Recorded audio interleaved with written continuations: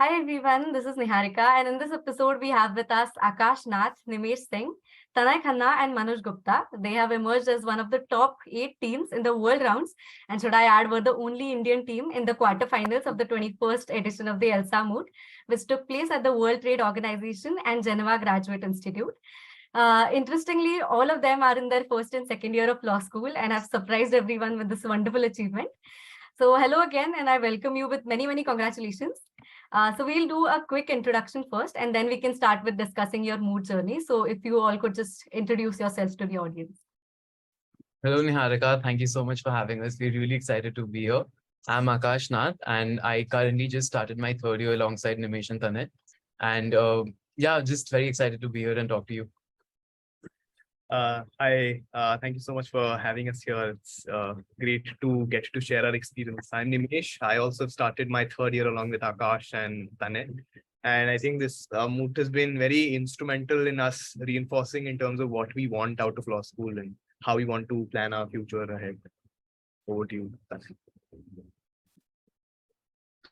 Hi, I'm Tanay and I've also started my third year, and it's a great privilege to be here and share our experiences with you, Manuj. Hello, Nihareeka. Thank you for having me here. I have started my second year, so I'm the junior here. But the experience has really shaped my way through navigating law school for the rest of the years. All right. So could you tell us about the structure of the competition, about the qualifiers and the various rounds as they progressed to the quarterfinals? So we set a tone for the discussion that will follow now.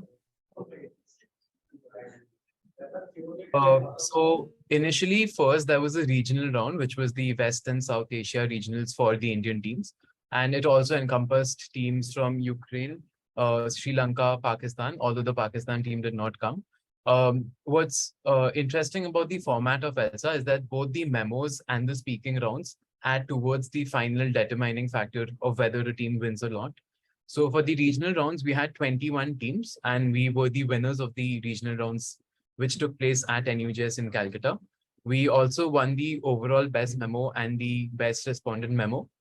Nimish and I went as speakers, and Manuj and Tanay went as researchers for the moot.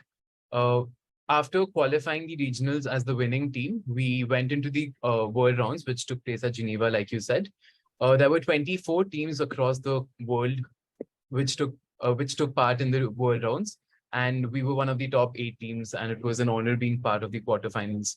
So there are 2 preliminary rounds at every stage, and after the preliminary rounds, there is a direct semi-finals for the regional rounds, and then the then the final rounds, of course. And for the world rounds, after the preliminary rounds, there is the quarters, then semis, and the final rounds. Okay. So now we can talk about your individual contributions, how you allotted work to yourselves, and then about how you compiled it all together and worked as a team for the competition. I think we can start with the memo journey first, because I think it was instrumental in shaping us and us also getting to know the basics. So if Tanay and Manuj could pick it up from there, we'll talk about speaking. Right. So I think the problem came in early October, and the submission of our memos was in Jan. So for the first part, October was holidays for us. So we were getting to know the basics and reading up on all the instrumental stuff on WTO and trade law. So there we divided our issues once we got to know the basics of the matter, once we got familiar with the facts of the case. Akash was doing the second and the third issue, and I was helping him with the second issue at the first, but then I switched to the third issue. Nimish was doing the first issue, and Tanay was helping him with the first and the third issues. So all in all, we all researched, and every issue was taken care of by each one of us. But everything was done in a manner so that each intricacy was taken care of by each one of us. That is how we progressed. And to add on to that, whatever Manuj just covered, so it was a long journey to prepare a first draft of the memo, and then after subsequent vetting by our coaches and external people who we contacted so that they could vet our memos and provide the comments, which really shaped our arguments from very basic arguments to something that helped us win some of the awards in the regional rounds and also help us progress to the world rounds. And with respect to the team commitment, so we were really helping each other in each other's issues. And so when one person got stuck in a particular argument, so the other person used to take up the research, dig up the resources, and see if he could add something to it.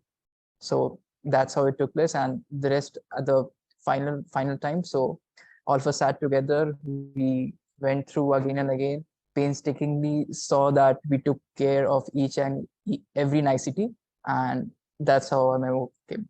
Over to you, Akash and Nimish.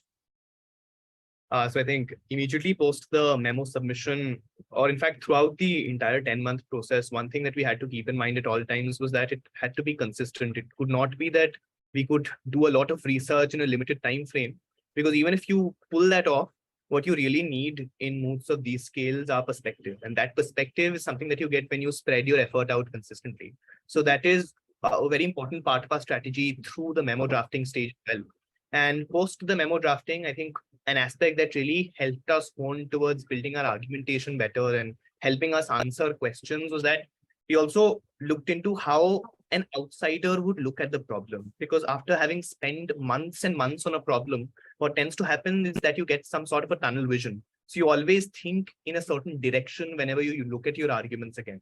So giving practices to seniors who knew trade but were not familiar with our problem, or even to other individuals who were exposed to or had expertise in international law but not necessarily trade law, who could like point out the logical consistencies and inconsistencies in our arguments.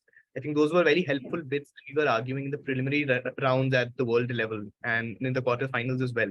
What we knew was setting us apart from the other teams and even impressing the judges was not just that we had the academic knowledge of the moot, but also that we were in touch with how practically customs works, how intellectual property works, how freedom of transit works, and also how international law as an interface interacts with trade. I don't have a lot to say to that extent, except that Nimish is really right when he says that the speaking rounds and the practices is what actually led us to the knowledge that we have today.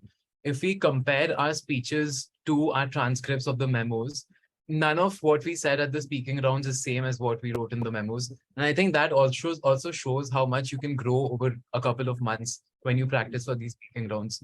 And speaking itself was really like interesting for all of us. And like the researchers, Tanay and Manuj, they used to grill us every day. We used to sit and have at least one side's practice, either complainant or respondent. When we had time, we used to do both sides, in addition to external practices with external judges. And I think this itself like really brought everything together, and it tied out the knots that we had started making through the memo submissions itself. And yeah, it was like, it's still an overwhelming experience for me till this date. Okay, so how different would you say was your experience at every stage of the competition? Because it is only obvious to assume that you picked and implemented the feedback which you got from your teammates, like you said right now, or your mentors and your judges. As the rounds progressed, your judges must have had different feedbacks for you. So what about that? And would you say that your approach stayed constant, or can we say it kept changing as the rounds progressed? Because it wouldn't be very unexpected to say that your strategy molded as per the need of the hour. So what would you have to say about that? I think a very prime example of that would be that in mid of December and in the later part of December, when we were sharing the first drafts of our memos with our coaches, we just got one plain feedback that, guys, this is not going to cut it.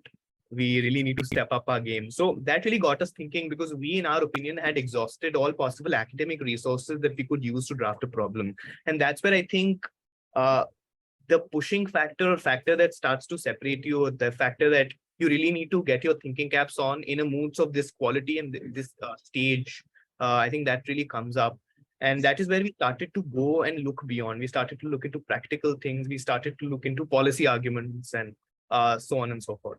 And even within, I think, the speaking rounds, if I can take this example, in our first preliminary round, after we had argued a certain argument on issues 1 and 2, and we noticed an inconsistency. We were aware of it, but we never thought what possible question could come out of it. And when we were asked that question, we really started to think within those rounds as well, at the very last stage and as to how we could improve the next preliminary round at the very next day. Is there a possible question we can frame? Is there a way we can get around that question? What is the best possible answer to that question? So we were walking around outside the graduate institute trying to figure out what possible way we could get out of it. So yes, it's absolutely a continuously evolving process. You can't rest and you can't treat a set of arguments as final. I don't think at any point in time. It is a very dynamic process since every preliminary round, whether at the regionals or at the world stage, after every round, every night we would stay up till 3 or 4 because we would have those questions and those answers to find before the next round. Because at every round you find so many interesting points which you never thought of before. And to answer those questions and put them in your speeches the next day, that itself is the challenge of mooting for us. And in addition to it, another thing to add is you don't need to stick only to your arguments. It can happen that while in a round, your opponent team makes an argument which is so good that you haven't even thought of it, but which will eventually help you if you proceed to the forward rounds. So that is a key thing that you need to keep in mind when you're sitting in a round. And just adding another point to this, it is not only the arguments that you learn from your peers or the mentors. There's also the way you frame those arguments. For example, you frame a certain argument in a very nice manner that also helps. So that is also what we did throughout the round. All right, guys. Thank you all for being here with us today for this amazing session. And I'm very sure it is going to be very helpful for everyone who is aspiring and aiming at moots.